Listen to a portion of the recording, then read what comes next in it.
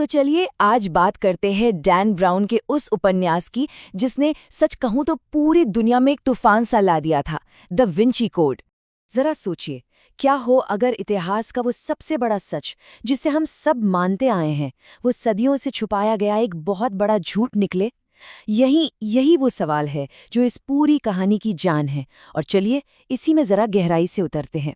तो देखिए हमारा सफर कैसा होने वाला है। हम एक रहस्यमयी कत्ल से शुरू करेंगे, फिर पहेलियों के एक जाल से गुजरेंगे और पहुंचेंगे इतिहास के सबसे बड़े राज तक। अरे हाँ, इसमें धोखा और पहचान का खेल भी है। और आखिर में देखेंगे कि ये सारी दौड़-भाग हमें कहाँ ले जाती है। तो सबसे पहले बात करते हैं उस रात की।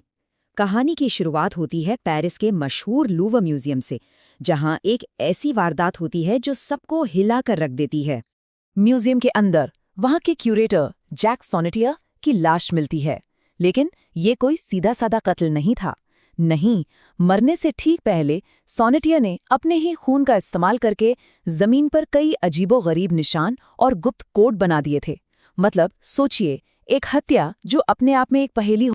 और बस यहीं से कहानी में एंट्री होती है हमारे मुख्य किरदारों की। एक है रॉबर्ट लैंगडन, हार्वर्ड के प्रोफेसर और सिंबोलॉजी यानी प्रतीकों के एक्सपर्ट। दूसरी है सोफी नेवू, पुलिस में क्रिप्टोलॉजिस्ट मतलब कोड ब्रेकर। और तीसरे खुद जैक सॉनेटियर, जिनकी मौत ही असल में इस पूरे रहस्य का ताला खोलने वाली चाबी है। अब होता यह है कि पुलिस फौरन प्रोफेसर लैंगडन को बुला लेती है। क्यों? क्योंकि मरने से पहले सॉनेटियर ने एक संदेश में लैंगडन का नाम लिखा था। बस पुलिस की नज़र में तो लैंगडन ही बन जाते हैं नंबर 1 सस्पेक्ट। और देखते ही देखते कत्ल का जाल उनके चारों तरफ कसने लगता है। पर हम सब जानते हैं कि लैंगडन बेकसूर हैं। और यहीं से शुरू होती है एक जबरदस्त रेस समय के खिलाफ, सच को ढूंढ निकालने के लिए। और तभी कहानी में एक नया मोड़ आता है। सोफी ने वो जो असल में सोनेटियर की पोती निकलती है, वो चुपके से लैंगडन को बताती है कि वो बहुत बड़े खतरे में है। वो ये भी बताती है कि उसके दादा ने ये सारी पहेलियां दरअसल उन दोनों के लिए ही छोड़ी हैं।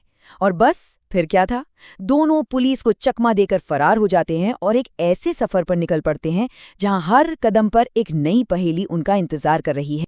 जैसे जैसे वो पहेलियां सुलझाते हैं, एक बहुत बड़ा खुलासा होता है।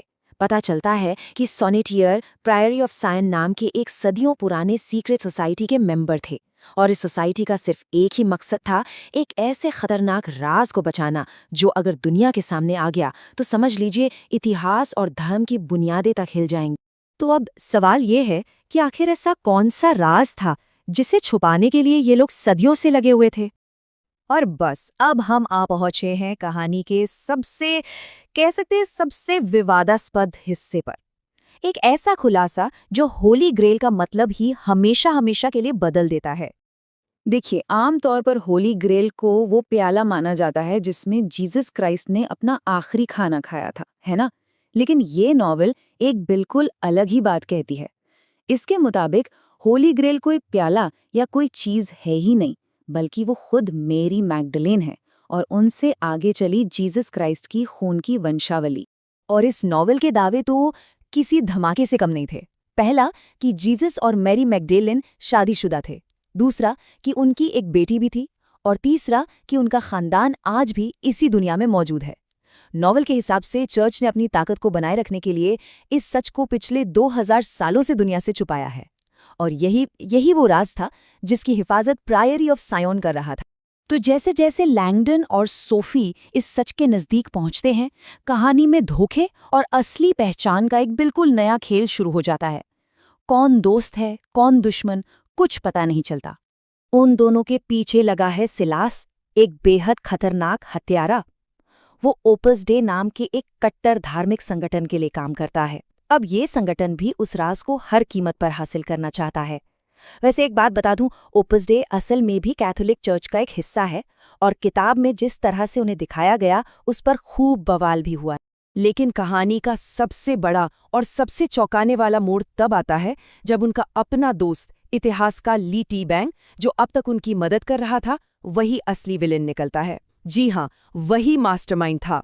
वो होली ग्रेल को दुनिया के सामने लाने के लिए पागल था और पर्दे के पीछे से सिलास को वही कंट्रोल कर रहा था। और फिर फिर आता है वो खुलासा जो सब कुछ बदल देता है। पता चलता है कि जिस राज की वो तलाश कर रहे हैं वो कोई और नहीं बल्कि खुद सोफी है। जी हाँ, सोफी खुद जीसस क्राइस्ट के खानदान की आखिरी वारिस हैं। और जैक सॉनेटियर सिर्फ उसके दादा नहीं थे, वो उसके गार्डियन थे जो बचपन से उसकी असली पहचान छुपाकर उसकी जान बचा रहे थे। तो अब जब सोफी की असलियत सामने आ चुकी है, बस एक आखिरी पहेली सुलझानी बाकी है। एक ऐसी पहेली जो इस पूरे रहस्य को घुमा फिराकर वापस वहीं ले आती है जहां से ये सब कुछ शुरू हुआ था। तो सवाल ये है कि इतने सारे कोड, इतनी भागदौड़, इतने धोखे के बाद आखिर वो होली ग्रेल यानी मैरी मैग्डलेन की कब्र छिपी तो छिपी कहाँ थी? और जवाब तो हमेशा से उनकी आंखों के ठीक सामने था।